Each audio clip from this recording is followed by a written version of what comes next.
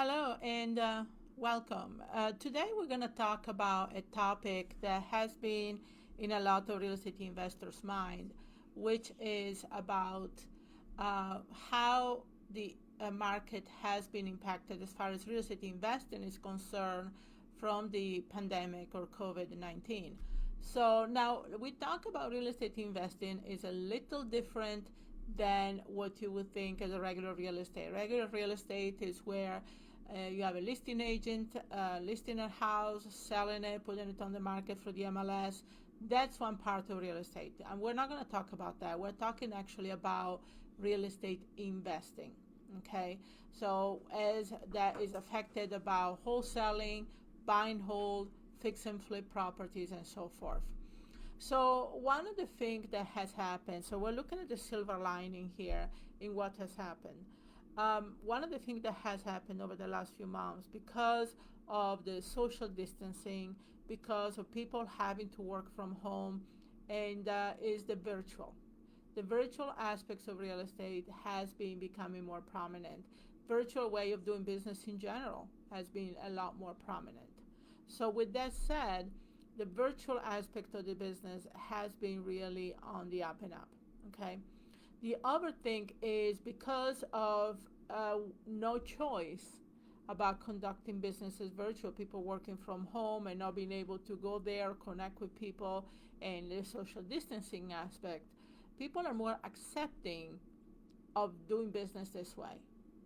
So when you talk with sellers or buyers, they are more accepting of doing this long distance, of not being having to meet you. So they don't expect you as an investor to go to the property and see the house or go there. So when I talk to a seller and say, can you take pictures and send pictures to me? Can you take a video and send a video to me? Or can you put a lockbox on the door so I can send somebody over there? It's not, it's much more accepting of doing business this way. So this is one of the things I've noticed as well. Another thing that I would say is that we are going through the other end of the crisis at this point. So the problem that we're going to have repercussions. This is something that's going to go on and on. But however, we are at the other end, meaning whatever the uncertainty of the beginning of the business that we had a few months ago, what's going to happen, now we are at the other end, where the problem is already risen. The people have lost jobs. People have had already impacted by what is going on. So now we know how to respond to these problems, right? The economy does, the whole system does, real estate investing as well. So one of the things we're going to see actually, and this is something that happened in 2001 when we had the 9/11, that people were thinking that we were actually going to crash the market, and then the market actually went up in 2002 by almost 5%. So this is actually happening. We're going to see this happening right now, where the market, the real estate market, is actually outperforming stocks. And that's going to be even going more strong. So because people, and I personally am investing more money in real estate right now that I'm investing in the stocks. I kind of diverted my strategy, where before I was really doing a lot of stocks as well. Right now I am going to put more money into real estate because it's much more stable and the return on the investments is going to be higher. When you have situations like this where there's time of uncertainty, even Warren Buffett says, these are the times that you really need to amp up your real estate investing strategy. These are the times that you should be out there buying property, either for long-term investments like buy and hold, or for fix and flip. Now I'm going to talk about those two strategies in a moment. So as far as the long term, yes, when we are talking about real estate, especially right now, because we're going to have repercussions here over the next few years, think of buying something for that you're going to hold on to for the next 5 to 10 years. Okay, not something that you're going to say, okay, it's a good property, but I'm going to sell it in 2 or 3 years. No, if you buy as a rental, buy for the long term, closer to 10 years if possible, so that you can weather the ups and downs that we're going to have in the business in the next few years as things are going to establish to what they call the new normal. Okay. The other thing is the fix and flips, because of the interest rates being so low right now, and even in the foreseeable future, they still think the interest rates are going to stay low. The other thing that you want to think about is really, um, buying property. So a lot of people are thinking, okay, I've been thinking of buying a house. This is the time to buy the house, or refinance, or downsize, or buy a bigger house. So that's what it is. So the fix and flip business, actually taking this property and fix them up, especially at the medium income level, is going to attract the conventional home buyers. Up to, depending on parts of the country you're at, but $500,000 or less. Is going to be really prevalent. So those houses that are fitting the middle income level criteria, up to an FHA loan limit or the conventional loan limit, are going to be in high demand. So as a flipper, you do it. And as a wholesaler, you are providing properties for the flipper or the buy and hold, right? Or the landlord. So you're still looking for inventory, excuse me, that can be of value to these investors, either the rehabbers or the landlords. So, and the last thing I want to touch upon is the fact of people thinking about foreclosure. Oh, we're going to have a lot of foreclosure. We're going to have a situation like 2007, 2008. I really don't think so. What we're going to have more, though, is bankruptcies. Okay?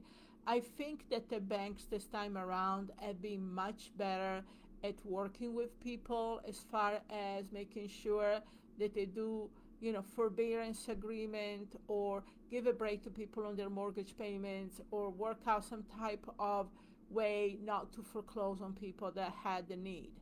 And this is a preventive way the banks have been working with people, trying not to repeat what we had in 2007, 2008. Let's keep in mind that until COVID hit here in March, we were very strong. The business was doing well with real estate. The banks were loaning. So the thing is, we were not having really problems in the economy. It's like 2001, right? We were doing well, and then all of a sudden we had something happen, 9/11. Same thing here. We were doing well, and then all of a sudden we had a virus, a pandemic. So the banks were well funded when this happened. The banks were okay. The mortgages were doing fine. The foreclosures were really, really low rate. So they didn't have the collapse of 2007, 2008 with the housing crisis. So the bank were in a position to come in and actually work something out with the borrower instead of trying to foreclose on them because the market collapsed. So it's a much different scenario. However, we are going to see more bankruptcies because, people that have lost jobs and they're trying to juggle all their bills with not enough income. They always say that the priority should always be on your mortgage, right? Most people pay their mortgage first, then they make their car payment, and then the credit cards and everything else kind of fall behind it. So usually when somebody gets to a point of being foreclosed, they already defaulted on their credit cards and probably got cars repossessed, and the foreclosure is the last thing. So with that in mind, people are going to file bankruptcies in order to save their house, to save a lot of the cars, and doing Chapter 13 where they actually have reorganization instead of losing everything. So this is my take on what is going on with real estate, and I always I don't let myself being caught in the negativity of the situations. It's all a matter of perceptions. You can take a situation that is bad or negative on the outside and see as a business owner, as a real estate investor, how you can actually position yourself and work that to your advantage. And that's what a real survivor is in this business. This is where you're going to thrive in this business. Is that I've been in this business long enough for over 30 years where I've been through recessions, I've been through downturns in the economy, I've been through big changes in way to do business.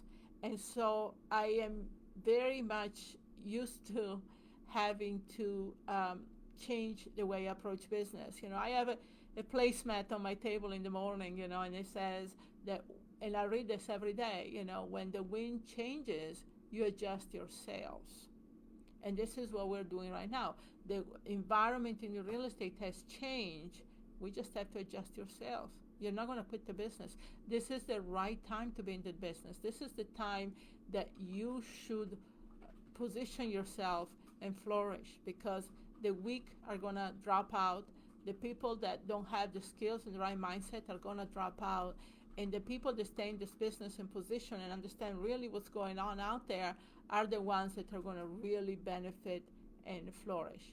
Because trust me, even Barbara Cochran from Shark Tank, one another quote that she says that I love is that real estate is one of those businesses that when it comes back, it goes gangbusters.